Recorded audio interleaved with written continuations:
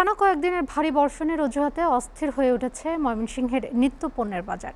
সরবরাহ স্বাভাবিক থাকা সত্ত্বেও সবজিসহ চাল, ডিম ও মুরগির দাম বেড়েছে লাফিয়ে লাফিয়ে।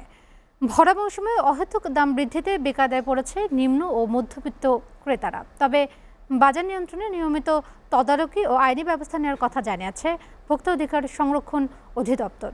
ময়মনসিংহ থেকে আওলাদ রুবেলের প্রতিবেদন।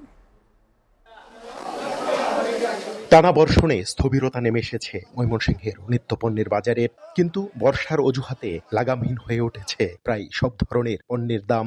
উৎপাদন ও সরবরাহ স্বাভাবিক থাকার পরও লাফিয়ে লাফিয়ে বাড়ছে নিত্য প্রয়োজনীয় জিনিসপত্রের দাম। সবজিতে কেজিতে 20 থেকে 30 টাকা পর্যন্ত বৃদ্ধি পেয়েছে। কাঁচামরিচ ও বেগুন বিক্রি হচ্ছে বাড়তি দামে। কেজিতে 5 থেকে 10 টাকা বেড়েছে মোটা ও চিকন চাল। আর ব্রয়লার 190 ও সোনালী মুরগি বিক্রি হচ্ছে 320 টাকায়। বৃষ্টির কারণে চারিদিকে নষ্ট হয়ে গেছে, এই জন্য সব সবজি 5 টাকা, 10 টাকা, 15 টাকা কেজিতে বাড়ছে। একটু বাড়ছে।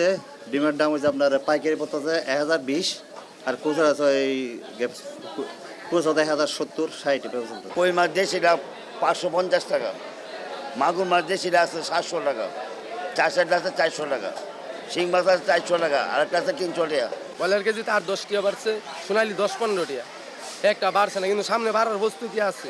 দামের সাথে তাল মেলাতে গিয়ে হিমশিম খাচ্ছেন ক্রেতারা। দাম নিয়ন্ত্রণে সিন্ডিকেট ভেঙে বাজার মনিটরিং এর দাবি তাদের।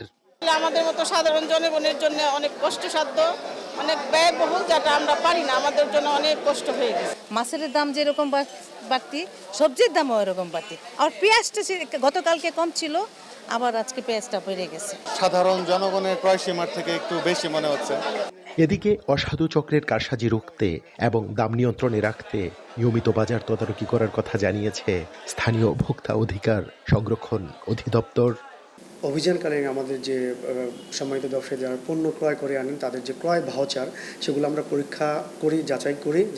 যদি দেখি যে না, পণ্যের যে ক্রয় মূল্য এবং বিক্রয় মূল্যের সাথে একটা বিস্তর একটা পার্থক্য রয়েছে, সেক্ষেত্রে আমরা যাচাই করে আইনগত ব্যবস্থা গ্রহণ করে থাকি। দ্রব্যমূল্যের লাগাম টানতে কঠোর বাজার তদারকির পাশাপাশি সিন্ডিকেট ভাঙতে সরকার দ্রুত কার্যকর পদক্ষেপ নেবে, এমনটাই প্রত্যাশা ময়মনসিংহবাসীর। আওলাদ রুবেল, এসটিভি, ময়মনসিংহ।